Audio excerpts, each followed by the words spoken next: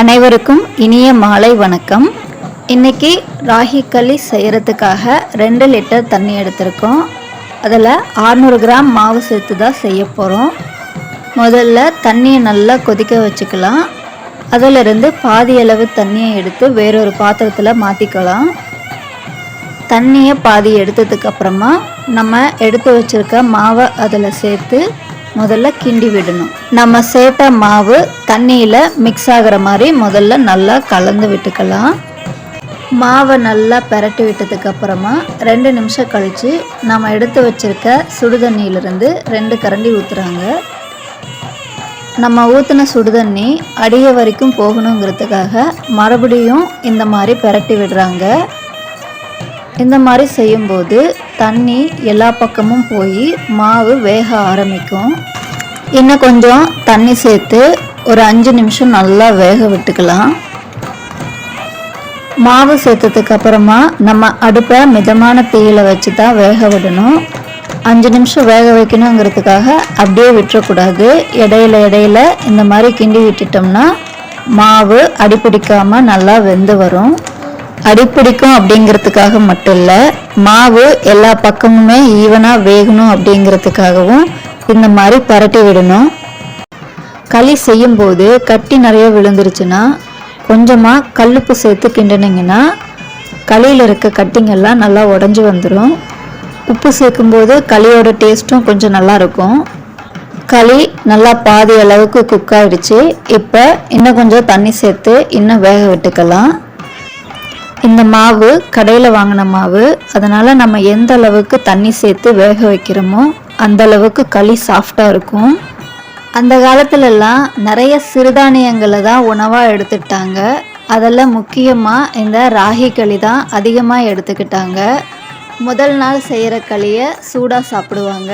அதையே அடுத்த நாள் வச்சுருந்து நம்ம பழைய சாதத்தை எப்படி கரைச்சி குடிக்கிறோமோ அந்த மாதிரி அவங்க களியை கரைச்சி குடித்தாங்க. நம்ம சாப்பிட்ற அரிசி உணவை என்னைக்காவது பண்டிகை டைமில் தான் அவங்க சாப்பிட்டாங்க. அதனால தான் இப்போவும் அவங்களோட 70-80 வயசுலேயும் காட்டு வேலை செஞ்சு சாப்பிட்றாங்க. இந்த வயசுலேயும் அவங்க இவ்வளோ ஸ்ட்ராங்காக இருக்கிறதுக்கு என்ன காரணம்னா அவங்க சின்ன வயசில் சாப்பிட்ட அந்த சிறுதானியங்கள் தான். அதுவும் ராகியில் அதிகமான கால்சியம் சத்து இருக்குது. நம்மளால் டெய்லி களி சாப்பிட முடியலனாலும் அட்லீஸ்ட் வாரத்தில் ஒரு நாளைக்காவது கண்டிப்பாக எடுத்துக்கணும். குழந்தைங்களுக்கு ஜங்க் ஃபுட் அவாய்ட் பண்ணிட்டு இந்த மாதிரி ராகி களியை குழந்தைக்கு கொடுங்க. இங்கே சாப்பிடலைனாலும் சாப்பிட வைங்க. அப்புறம் அவங்களுக்கு நிறையா சத்து நல்லா படிக்குவாங்க. சரியா? அப்புறம் என்னங்க, எங்கள் வீட்டு குட்டி குழந்தைய சொல்லிட்டாரு. அதனால் நீங்களும் உங்கள் வீட்டில் இருக்க குழந்தைங்களுக்கு ராகி களியை கொடுங்க. கண்டிப்பாக அவங்களுக்கு அது பிடிக்கும். பிடிக்கலனாலும் அவங்களுக்கு பிடிக்கிற மாதிரி ஏதாவது ஒரு விஷயத்தில் ராகியை சேர்த்து செஞ்சு கொடுங்க. குழந்தைங்களுக்கு சின்ன வயசுலேயே ராகி கொடுக்க ஆரம்பிச்சிட்டோன்னா அவங்க வளர்கிற ஸ்டேஜில் இருக்கிறப்ப அவங்க உடம்புக்கு தேவையான கால்சியம் அதுலேருந்து கிடைக்குது. அதனால் களியாக மட்டும்தான் செஞ்சு கொடுக்கணுங்கிறது கிடையாது. தோசையாக கொடுக்கலாம், இடியாப்பம், புட்டு, இந்த மாதிரி அவங்களுக்கு எந்த விதத்தில் பிடிக்குதோ அந்த மாதிரி கண்டிப்பாக செஞ்சு கொடுத்து சாப்பிட வைக்கலாம்.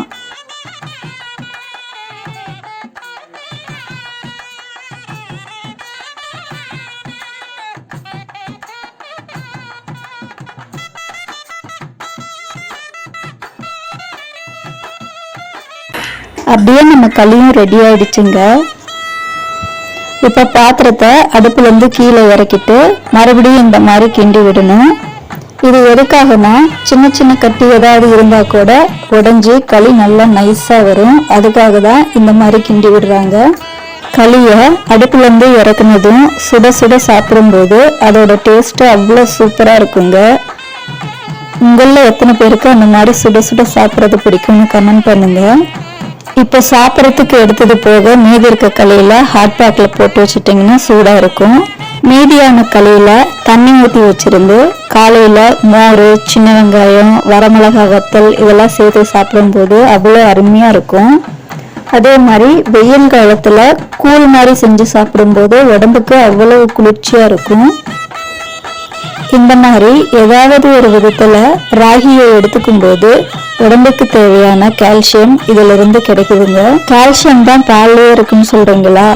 ஆனா பால்ல இருக்கிறத விட மற்ற பொருட்கள்ல இருக்கிறத விட 5-30% அதிகமான கால்சியம் இந்த ராகியில தாங்க இருக்கு. அதனாலதான் வாரத்துக்கு ஒரு வாட்டியாவது ராகி சேர்த்துக்கோங்க அப்படின்னு சொல்றேன். ஒரு களி சாப்பிட்றதுக்கு இவ்வளோ கஷ்டப்பட்டு வேலை செய்யணுமா நினைப்பீங்க. ஹெல்தியான ஒரு விஷயம் வேணும்னா கண்டிப்பா கஷ்டப்பட்டு தாங்க ஆகணும். இதை விட ஈஸியாக செய்கிறதுக்கு நிறைய மெத்தட்ஸ் எல்லாம் இப்போ வந்துருச்சு. குக்கரில் செய்கிறாங்க, ஓப்பன் பேனில் செய்கிறாங்க. ஆனால் அதில் இருக்கிற டேஸ்ட்டை விட இந்த மாதிரி செஞ்சு சாப்பிடும்போது அதோட டேஸ்ட்டு நிச்சயமாக வேறு மாதிரி தான் இருக்கும். எனக்கு குக்கர் களியை விட இந்த களியோட டேஸ்ட்டு தான் பிடிக்கும். புரட்டாசி விரதெல்லாம் முடிஞ்சிருச்சு. இனிமேல் களிக்கு விதவிதமாக நான்வெஜ் சைடிஷ் செஞ்சு தாங்க சாப்பிட போகிறோம். உங்களுக்கு களி கூட என்ன குழம்பு வச்சு சாப்பிட பிடிக்குங்கிறத கமெண்ட் பண்ணுங்கள். உங்களுக்கு குக்கரில் செய்கிற களி பிடிக்குமா இல்லை இந்த மாதிரி அடுப்பில் செய்கிற களி பிடிக்குமாங்கிறதையும் கமெண்ட் பண்ணுங்கள்.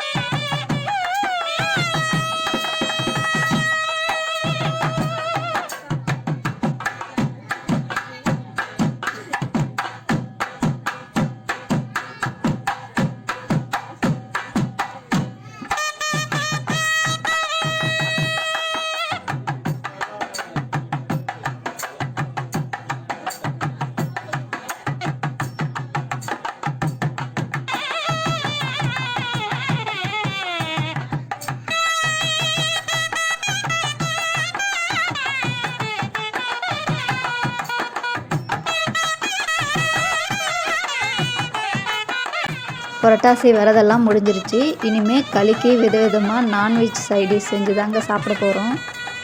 உங்களுக்கு களி கூட என்ன குழம்பு வச்சு சாப்பிட பிடிக்குங்கிறத கமெண்ட் பண்ணுங்கள். உங்களுக்கு குக்கரில் செய்கிற களி பிடிக்குமா இல்லை இந்த மாதிரி அடுப்பில் செய்கிற களி பிடிக்குமாங்கிறதையும் கமெண்ட் பண்ணுங்கள். இந்த வீடியோ உங்களுக்கு பிடிச்சிருந்ததுன்னா மறக்காமல் ஒரு லைக் போடுங்க. இது வரைக்கும் எங்கள் சேனலை சப்ஸ்கிரைப் பண்ணாதவங்க சப்ஸ்கிரைப் பண்ணுங்கள். இந்த வீடியோவை முழுசாக பார்த்ததுக்கு ரொம்ப நன்றி. மீண்டும் உங்களை அடுத்த வீடியோவில் சந்திக்கிறேன். அது வரைக்கும் எங்கள் சேனலில் இருக்க மற்ற வீடியோஸை பார்த்து உங்களுக்கு எந்த வீடியோ பிடிச்சிருக்கு அப்படிங்கிறத கமெண்ட்டில் தெரிவிங்க. நன்றி, வணக்கம்.